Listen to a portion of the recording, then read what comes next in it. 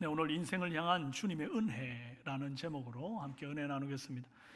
히스기야는 산당과 주상과 목상 그리고 모세가 들었던 그 놋뱀까지 남김없이 찾아서 모조리 찍어 불태우고 부수었습니다.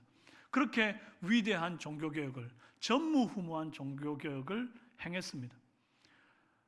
그리고 아수르의 18만 5천 대군이 쳐들어왔을 때도 여호와 앞에 성전에 올라가서 기도하며 위기를 극복했던 참 신실한 선왕이었습니다. 그런데 그 아들 이 므낫세가 북이스라엘과 남유다를 통틀어서 가장 악한 왕이었어요.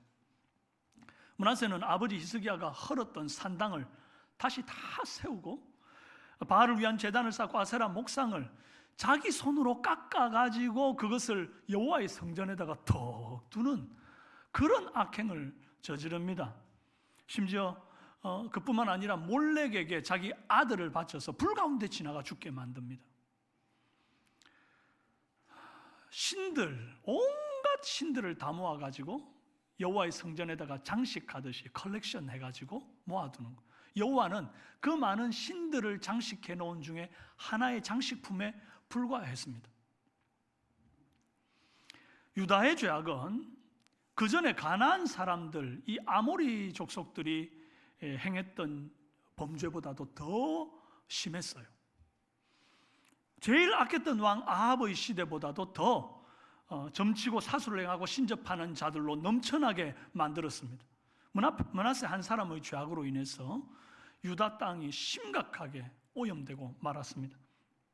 이제 소돔과 고모라에 하나님의 심판이 내려서 하늘에 불이 떨어짐과 같이 유다 땅에 공의로우신 하나님의 심판이 떨어지게 생긴 거예요. 하나님은 심판을 행하실 때 공평한 저울, 공정한 다림추를 가지고 심판하시지 누구라고 봐주고 이런 게 없어요. 열왕기하 21장 13절에 내가 사마리아를 잰 줄과 아합의 집을 다림 보던 추를 예루살렘에 베풀고 또 사람이 그릇을 씻어 엎음같이 예루살렘을 씻어버리리라. 예루살렘이라고 안 봐주겠다는 겁니다. 사마리아를 다림 보고 또 그 아합을 다림 보던 그 추를 그대로 적용하겠다 이 말이에요. 주의 계명과 법도가 잣대가 되고 다림추가 되어서 한치의 오차도 없는 공의로운 심판이 이제 유다 땅에 예루살렘에 행해진다는 것입니다. 그런데 이 하나님의 심판과 징계는 파괴와 멸망이 목적이 아닙니다. 씻어 정결케 하는 것이 목적이에요. 사람이 그릇을 씻어 엎음같이 예루살렘을 씻어 엎으시겠다 이렇게 말씀하셨잖아요. 이게 무슨 말입니까? 비유컨대 이제 예루살렘은 큰 설거지통이 된 거예요. 그 안에 사람들, 질그릇 같은 사람들이 온갖 죄악으로 막 오염되어서 그득한 겁니다. 그래서 하나님이 이 예루살렘 설거지통에서 그 오염된 그 죄인들을 다 씻어가지고 깨끗하게 씻어서 딱 엎어둬서 물 빠지게 그렇게 하겠다는 거예요. 하나님께서 유다의 심판을 설거지로 비유하신 거 저는 이게 놀라운 은혜라고 생각합니다. 우리가 이 말씀에서 가장 먼저 발견해야 할 은혜가 바로 이것입니다. 죄악된 인생을 설거지하시는 하나님의 은혜. 한번 읽어봅시다. 여러분 설거지를 왜 합니까? 더러우니까 하지요. 맞습니다. 그런데 그게 다가 아닙니다. 더러우면 버리면 그만이잖아요. 쓰레기통에 쳐넣어버리면 되잖아요. 그런데 왜 귀찮게 설거지해서 설거지를 합니까? 다시 쓰려고 그러는 거잖아요. 사실 하나님이 뭐가 아쉬워서 죄인을 굳이 설거지해서 다시 쓰십니까? 돌들로도 아브라함의 자손을 만들 수 있는 하나님 아닙니까? 흙으로 사람을 빚으시고 그 코에 생기를 불어넣으시니 사람 된 거 아닙니까? 그러면 므낫세 같이 이 악하고 더러운 그릇은 그냥 팍 깨뜨려버리고 자기 마음에 드는 사람을 직접 빚어가지고 또 코에 생기를 불어넣어서 사용하시면 되는 것 아닙니까? 뭐 하려고 굳이 귀찮게 그 더러운 오물에다가 손을 집어넣어가지고 설거지를 하시느냐 말이에요. 왜 다시 쓰시냐고요? 그것이 하나님의 은혜입니다. 역대하 33장 10절을 보면 므낫세 인생 말년에 여호와께서 므낫세와 그의 백성에게 회개하고 여호와께 돌이키라고 여러 번 이르셨는데 듣지 않았다는 말씀이 있어요. 그렇게 여러 번 회개를 촉구하는데도 듣지 않은 므낫세, 그냥 죽여버리고 그냥 버려버리지. 하나님 그렇게 안 하시는 겁니다. 바벨론 포로로 잡혀가게 하셔요. 그리고 거기에서 고생을 진탕합니다. 그런데 그 고생하던 과정, 그리고 다시 돌아온 이후에 이 므낫세가요, 극적인 변화를 맞이하게 돼요. 역대하 33장 12절에서 16절을 함께 한번 읽어보겠습니다. 시작.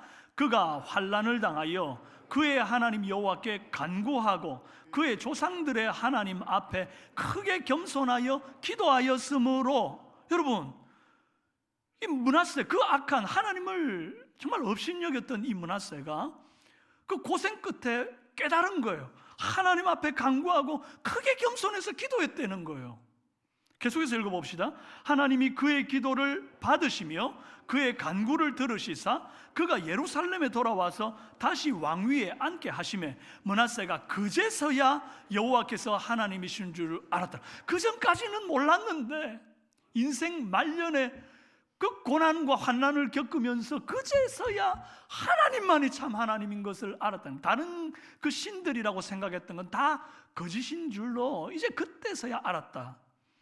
계속 읽읍시다. 시작. 그 후에 다윗 성 바 기혼 서쪽 골짜기 안에 외성을 쌓되 어문 어기까지 이르러 오벨을 둘러 매우 높이 쌓고 또 유다 모든 견고한 성읍에 군대 지휘관을 두며 이방 신들과 여호와의 전의 우상을 제거하며 여호와의 전을 건축한 사내와 예루살렘에 쌓은 모든 제단들을 다 성 밖에 던지고 여호와의 제단을 보수하고 화목제와 감사제를 그 제단 위에 드리고 유다를 명령하여 이스라엘 하나님 여호와를 섬기라 하매. 놀랍지 않습니까? 자기가 그동안 세우고 깎아 만들고 그래가지고 여호와의 성전에 세웠던 모든 것들을 싹 다 버립니다. 그리고 오직 여호와의 제단을 보수하고 거기에 하나님께만 화목제와 감사제를 올리면서 백성들에게도 여호와만을 섬기라고 외치는 사람이 된 거예요. 얼마나 놀라운 변화입니까? 이게 하나님의 징계에 담긴 놀라운 은혜입니다. 이스라엘 역사상 가장 악했던 므낫세가 이렇게까지 180도 회개하고 여호와만 섬기는 사람으로 탈바꿈될 수 있다고 한다면 이 세상에 주께로 다시 돌이키지 못할 악인이 어디 있냐는 거예요. 우리가 여기서 깨달아야 할 한 가지가 있습니다. 내 생각에는 가망 없어 보이는 사람일지라도 언제든지 새 사람 될 수 있다 없다? 있다. 그래서 그 가능성을 마지막까지 열어둬야 한다는 것입니다. 그래서 젊을 때 하나님 믿지 않고 마음대로 살다가 죽기 전에 예수님 믿고 천국 가는 분들 있잖아요. 근데 그런 분들을 미리 예수님 믿었던 사람들이 폄하하죠. 아유, 좀 살아생전 안 믿다가 마지막에 예수 믿고 부끄러운 구원 얻었어? 이러면서 폄하하는 거예요. 근데 그 폄하 끝에 약간의 질투심도 있어요. 아이고, 나도 이럴 것 같으면 막 세상 실컷 살다가 재미 보다가 마지막에 예수 믿고 천국 가면 되었을 텐데 이러면서, 여러분, 그렇게 함부로 폄하하고 그러면 안 됩니다. 그것조차 하나님의 은혜가 없으면 불가능해요. 하나님께서 마지막이라도 설거지해서 이 땅에서는 못 썼지만 천국에서 다시 쓰시겠다는데 내가 뭐라고 그것을 판단하고 앉았느냐는 것입니다. 일찍 예수 믿어 40년, 50년 길게 헌신한 사람이나 뒤늦게 예수 믿어서 겨우 예수 믿고 구원받은 사람이나 다 똑같이 한 달란트 받기로 하고 포도원 품꾼으로 주님의 밭에 들어가서 일하고 품삯을 받는 그 은혜 받은 사람에 불과하다는 건 다 똑같은 처지라는 거예요. 그런데 그것을 시기하고 앉았다? 이건 뭔가 신앙생활 잘못하고 있는 사람들이에요. 뭘 모르는 거죠. 여러분, 주님 일찍 믿은 게 손해입니까? 예수님 일찍 믿어서 세상이 알 수 없는 평강을 내가 일찌감치 얻었잖아요. 그리고 정말 코끝에 숨 떨어지기 전까지 그 긴 세월 이 평강을 누리며 사는 사람하고 그냥 세상에서 혼자 막 분투하면서 평안이 없어서 이리저리 마음 둘 곳 없이 살다가 마지막에 주님 믿어서 감사합니다. 이러고 죽은 사람하고 누가 더 좋은 거예요? 일찍 하나님께 입양되어서 하나님을 내 아버지라 부르는 든든한 이 하늘의 신령한 복을 누리고 하나님의 자녀된 권세를 누리고 오랫동안 살면서 그렇게 하나님 앞에 가는 게 낫지, 고아처럼 정말 혼자서 막 이렇게 아둥바둥 하다가 마지막에 죽기 전에 아버지를 만났어요. 여러분, 그게 좋아요? 아니잖아요. 일찍 주님 만난 여러분은 복된 줄로 믿으시기 바랍니다. 절대 부러워할 일 아니라는 것입니다. 또 하나, 일찍 믿은 사람이나 죽기 전에 믿은 사람이나 하나님의 결국에는 영원토록 다시 쓰실 것 아닙니까? 그 하나님의 영원이라는 시간 개념으로 볼 때에 이 땅에서 30년, 40년, 50년 먼저 수고한 것이 영원토록 천국 가가지고 하나님을 섬기며 살 텐데 도대체 그 30년, 40년이 대단하면 얼마나 대단할 겁니까? 영원이라는 시간 앞에서 별것 아니다 이거예요. 그리 자랑하지 말라는 거예요. 별로 자랑할 것도 없는 얼마 안 되는 그 짧은 찰나 같은 헌신임에도 불구하고 또 놀라운 것은 하나님께서 이 땅에서 주를 위하여 헌신한 자들을 하늘에서 상급으로 갚아주겠다 하셨으니 이것 또한 얼마나 은혜입니까? 그래서 우리에게 남는 것이 무엇입니까? 결국 남는 것은 더럽고 죄악된 인생 깨뜨려 버리지 않고 다시 설거지해서 주님의 자녀로 삼아주신 이 한량없는 하나님의 은혜만 남았다는 것이에요. 받아합시다. 은혜밖에 없습니다. 나를 씻어 다시 써주시니 감사합니다. 할렐루야. 자, 그러면 다 므낫세처럼 늦게라도 설거지해서 다시 써주시면 얼마나 좋겠습니까? 하지만 우리 생각대로 하나님이 움직이는 분은 아니세요. 므낫세의 아들 아몬이 왕이 되었습니다. 아몬은 열왕기하 21장 20절 21절에 보니까 아몬이 그의 아버지 므낫세 행함같이 여호와 보시기에 악을 행하되 그의 아버지가 행한 모든 길로 행하여 그의 아버지가 섬기던 우상을 섬겨 그것들에게 경배하고 그래요. 여러분, 아몬은 그 아버지로부터 악영향을 너무 많이 받아가지고 방금 보신 것처럼 한 절에 아버지 행한 대로 막 이런 내용들이 3번이나 반복이 되죠. 결국 아버지가 한 대로 그 온갖 우상을 다시 섬기고 막 이렇게 살다가 신하들의 반역으로 고작 왕이 된 지 2년 만에 시해를 당합니다. 이상하죠? 왜 아몬에게는 회개할 기회를 안 주십니까? 하나님이 므낫세에게 그러셨던 것처럼 끝까지 설거지해서 쓰셔야 되는 것 아닌가 하는 생각이 들겠지만 그것은 누구 마음이에요? 하나님 마음이에요. 하나님의 주권에 달린 것이에요. 토기장이가 진흙 한 덩어리로 귀 있을 그릇을 또 하나는 천 있을 그릇을 만들 권한이 없느냐? 있다는 거예요? 없다는 거예요? 권한이 있다는 것 아닙니까? 설거지해서 쓰던 깨서 부시던 그건 하나님의 마음입니다. 하나님은 우리가 원하는 패턴대로 우리 요구대로 움직여줘야 하는 그런 로봇도 아니고 우리의 시종도 아닙니다. 하나님은 절대 주권자, 하나님이 주인이시고 하나님이 토기장이세요. 우리는 진흙이고 우리는 질그릇일 뿐입니다. 그래서 우리에게 필요한 게 뭐죠? 하나님 무서운 줄 아는 것입니다. 생사화복의 주관자이신 하나님을 두려워해야 됩니다. 하나님 우리를 설거지해서 쓰실 수도 있고 다시 기회가 없이 깨뜨려 버릴 수도 있다는 사실을 깨달아서 기회 있을 때 주님을 더 붙드시는 저와 여러분 되시기를 바랍니다. 다음은 우리가 다음으로 발견할 하나님의 은혜는 다윗의 길로 행할 수 있도록 이끌어 주신 은혜입니다. 받아합시다. 아몬이 신하들의 배반으로 시해를 당한 후에 그 아들 요시야가 8살의 어린 나이에 왕이 되었습니다. 8살 어린 아이가 뭘 안다고 정치를 하고 나라를 다스리겠습니까? 그래서 요시야가 종교개혁을 시작한 때는 요시야가 왕이 되고 18년이 흐른 뒤에 이제 종교개혁을 하게 됩니다. 그러면 그 세월 사이에 무슨 일이 요시야에게 있었길래 요시야가 그렇게 믿음이 좋은 다윗의 길로 행하는 사람이 되었을까요? 적어도 그의 곁에 훌륭한 이런 가족이나 좋은 참모들, 믿음의 멘토들, 뭐 이런 사람들이 있어야 할 것 같아요. 역대 유다 왕들이 총 20명입니다. 그런데 그 중에서 조상 다윗의 모든 길로 행하였다라고 평가되는 사람은 딱 3사람인데 여호사밧, 히스기야, 요시야입니다. 그런데 요시야는 아버지 아몬 그리고 할아버지 므낫세 두 세대에 걸쳐서 여호와를 경외하지 않고 온갖 우상을 섬기고 악을 행하던 그런 본을 보았지 않습니까?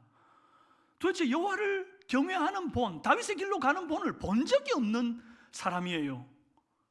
어떻게 그럼에도 불구하고 여호와 보시기에 정직히 행하며 다윗의 길로 행하고 좌우로 치우치지 않았다는 평을 받을 수가 있었을까요?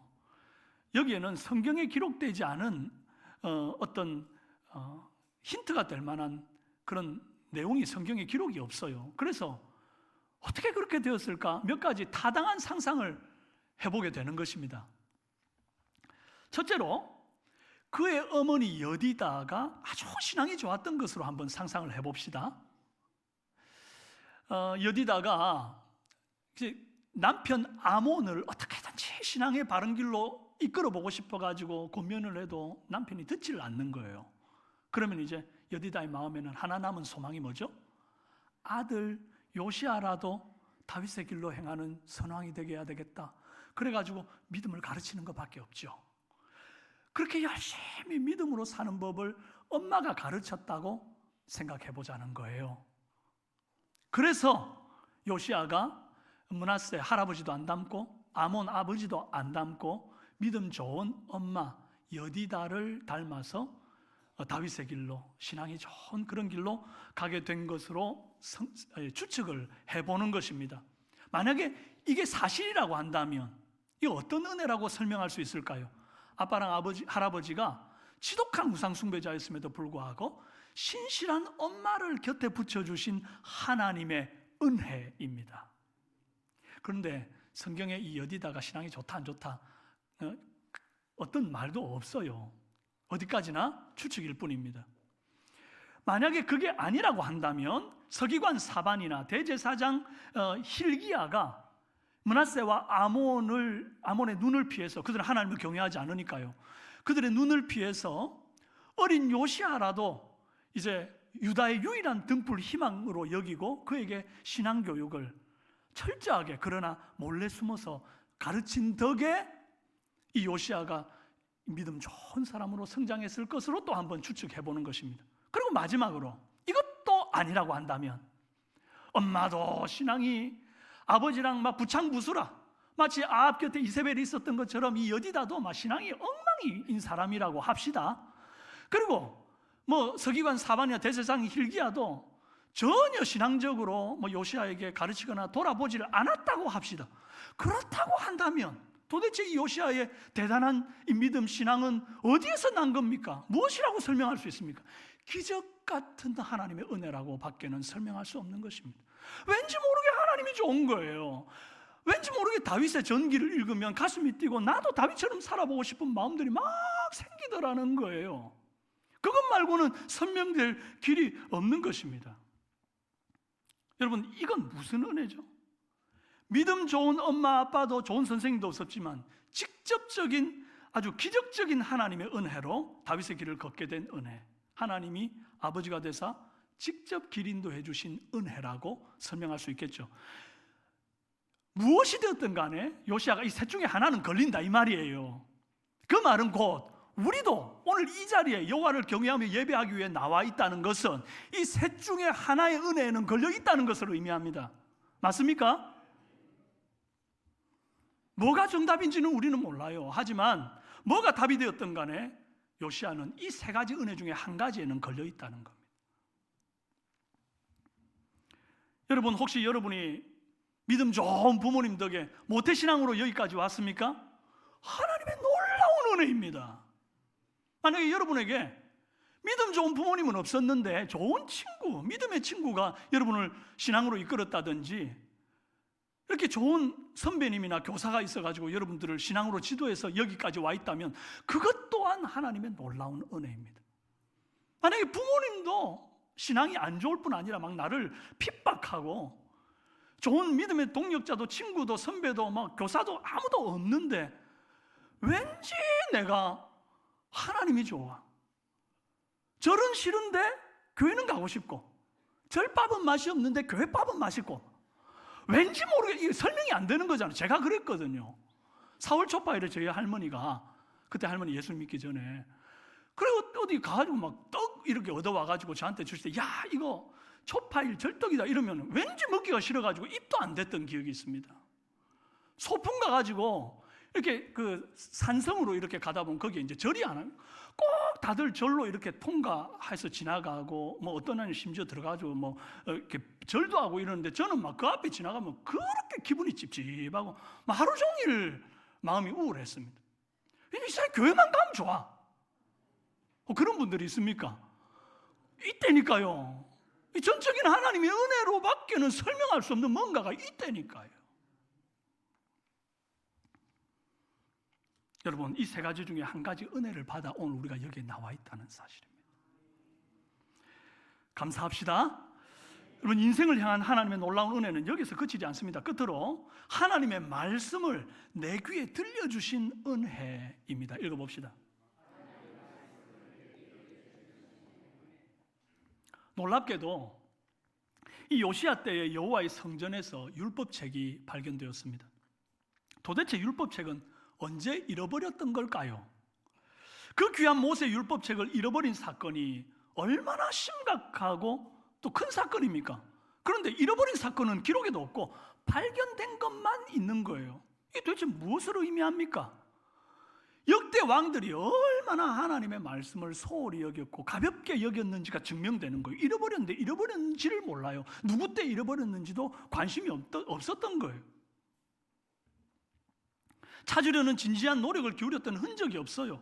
발견된 것도 다른 나라 박물관이 아니에요. 여호와의 성전 안에 있었다는 것입니다. 그렇다는 것은 조금만 누군가 관심을 갖고 율법책 어디 있어? 그거 늘 보고 늘 가까이 하고 있었다면 율법책 어디 있어? 빨리 찾아봐. 성전 다 잊었듯 한 번만 뒤져봤으면 찾을 수 있는 문제 아니었습니까? 그런데 그것을 지금까지 못 찾다가 요시야 때 발견했다는 거예요. 어떤 신학자는요, 이 율법책을 잃어버렸다가 찾은 게 아니라 므낫세와 아몬의 시대에 이 율법책이 훼손될까봐 이 제사장 중 누군가가 이 율법책을 보존하고 지키기 위해서 이 성전 귀퉁이, 그 연복궤가 있는 그 언저리 어딘가에 숨겨두었다가 이 요시야 때에 우연히 성전을 수리하는 중에 발견되었다, 이렇게 말하는 분들도 있습니다. 여러분, 뭐 이렇든 저렇든 요시야 때에 모세 율법책이 발견된 것은 하나님의 은혜라고 저는 생각합니다. 만약에 이 므낫세나 아몬의 때에 발견되었으면 이 성경이 훼손되고 오늘 우리에게 전달이 안 되었을 수도 있단 말이에요. 요시야 때 이 율법책이 발견되지 않았다고 한다면 어쩌면 우리는 지금 모세 오경 중에 어떤 부분이 없는 성경을 가지고 있을지도 몰라요. 여러분 상상이 됩니까? 모세 오경이 없는 성경. 저는 하나님이 므낫세가 아니고 아몬의 때가 아니고 요시야 때의 율법책을 발견하게 하시려고 일부러 시기를 조절하셨다고 믿습니다. 왜요? 오늘 저와 여러분에게 이 율법의 말씀을 들려주시려고. 그러려면 하나님을 사랑하고 존중하고 그 말씀을 소중히 여기는 사람에게 이 율법책을 맡겨야 했기 때문이에요.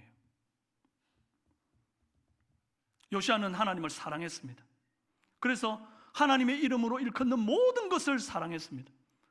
그래서 여호와의 성전을 수리했습니다. 수리하다가 여호와의 이 율법책을 발견했습니다. 아니, 여호와를 사랑하는 요시야에게 하나님께서 율법책이 발견되게 하셨습니다. 그래서 이 하나님의 율법의 말씀이 다음 세대로까지 계시 전달되게 하셨던 거예요. 하나님은 자기를 사랑하는 자에게 자신을 더 밝히 계시하시는 분입니다. 잠언 8장 17절에 나를 사랑하는 자들이 나의 사랑을 입으며 나를 간절히 찾는 자가 나를 만날 것이라 그랬습니다. 그래서 여러분, 있는 자가 더 받는 거예요. 하나님을 사랑하는 자는 더 사랑하게 되는 거예요. 율법을 발견하고 그 속에 기록된 말씀을 들은 요시야는 더욱 하나님을 사랑하게 되었습니다. 그리고 백성들의 귀에 율법의 말씀을 들려 읽히게 합니다.